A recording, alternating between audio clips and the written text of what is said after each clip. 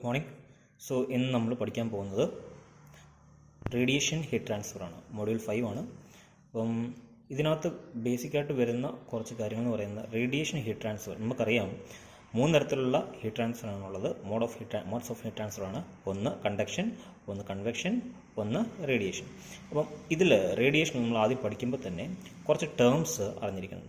ടേംസും അതുപോലെ തന്നെ കുറച്ച് ലോസും ഒക്കെയാണ് ഇതിനകത്ത് ആദ്യം മനസ്സിലാക്കേണ്ടത്.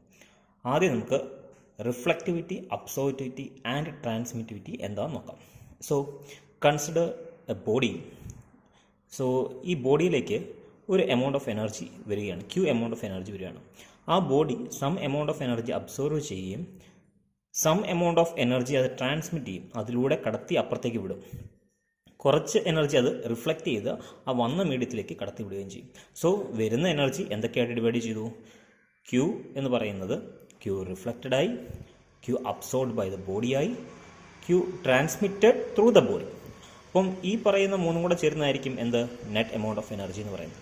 So we can write that Q is equal to Q R plus Q A plus Q T.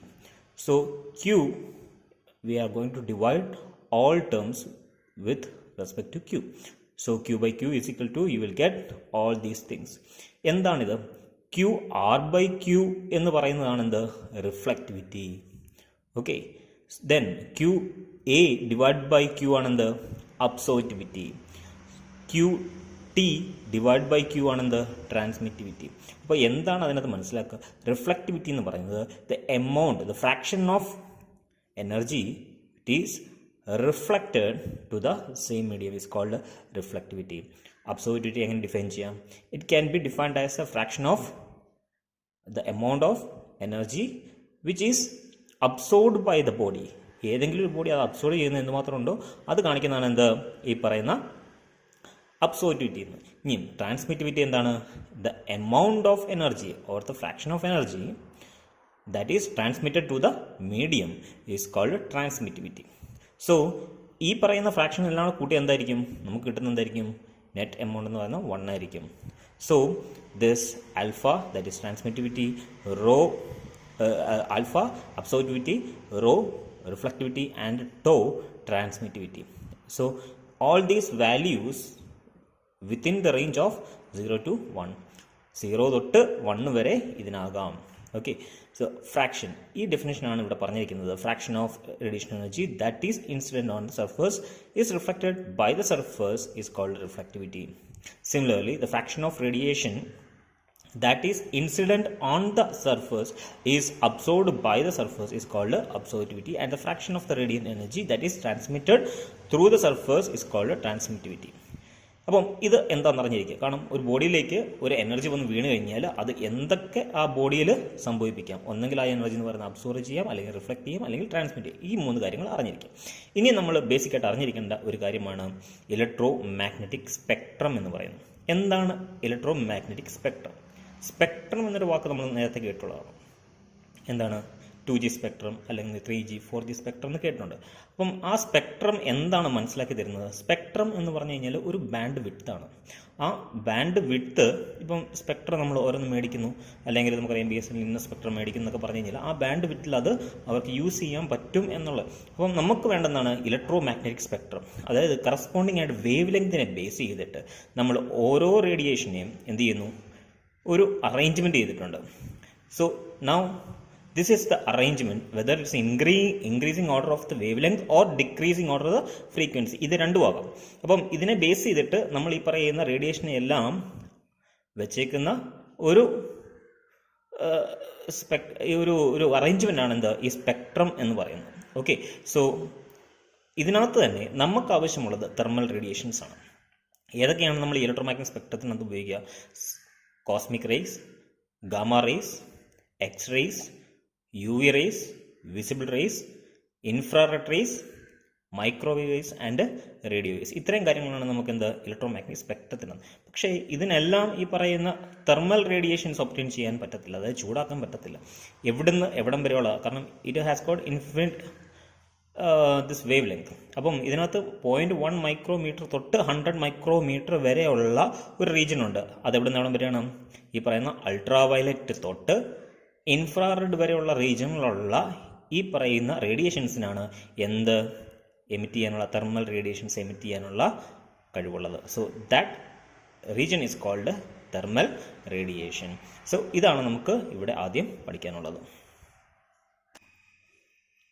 Now ഇനി നമ്മൾ ഈ പറയുന്ന റേഡിയേറ്റീവ് ബോഡിനെ ക്ലാസിഫൈ ചെയ്യണം ബേസ്ഡ് ഓൺ നമ്മൾ നേരത്തെ പറഞ്ഞ അബ്സോർബിവിറ്റി, റിഫ്ലക്റ്റിവിറ്റി ആൻഡ് ട്രാൻസ്മിറ്റിവിറ്റി. നമ്മൾ ഈ പറയുന്ന ബോഡീനെ ഡിവൈഡ് ചെയ്യാൻ പോകണം.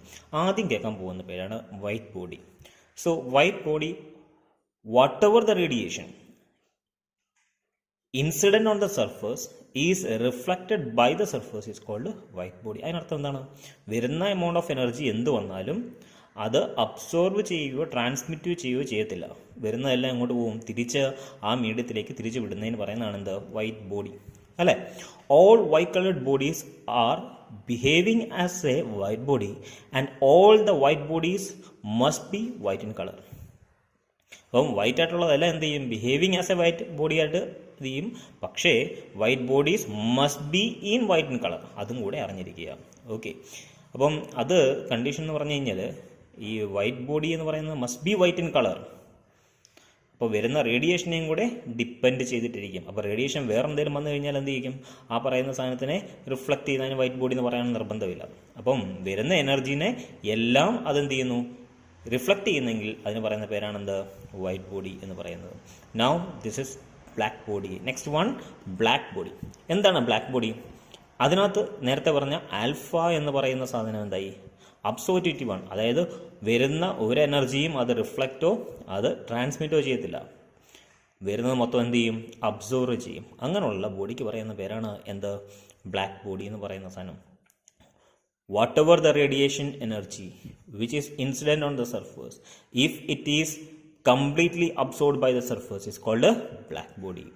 All the black colored bodies will behave like black body, but all black bodies need not be in black in color. Okay, അതുകൊണ്ട് നോക്കിയിരിക്കുക. Next one, transparent body. എന്താണ് transparent body?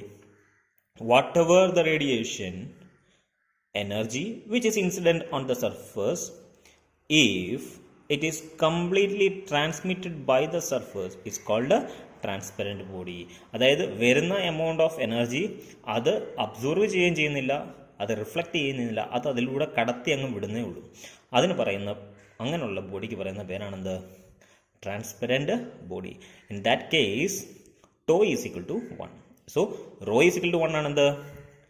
White body. So reflectivity is equal to 1. Black ബോഡിക്ക് എന്താണ്? Absorptivity alpha is equal to 1. Transparent ബോഡിക്ക് എന്താണ്? Tau is equal to 1. Transmittivity is equal to 1. Now opaque ബോഡിയുടെ പ്രത്യേകത. Fourth one, opaque body. ഇങ്ങനെയുള്ള body എന്ന് പറയുമ്പം to is equal to 0. അതായത് ട്രാൻസ്മിറ്റ് ചെയ്യത്തില്ല, പക്ഷേ അതെന്ത് ചെയ്യും? കുറച്ച് അബ്സോർവ് ചെയ്യും, കുറച്ച് റിഫ്ലക്റ്റ് ചെയ്യും. ആ പറയുന്ന സാധനം ഒരിക്കലും എന്ത് ചെയ്യില്ല? ട്രാൻസ്മിറ്റ് ചെയ്തത് കടത്തി വിടത്തില്ല.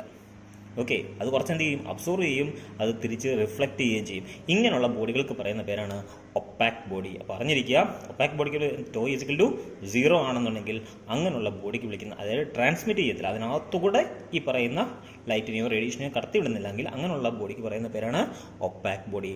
In that case alpha plus rho, that means absorptivity plus reflectivity is equal to 1.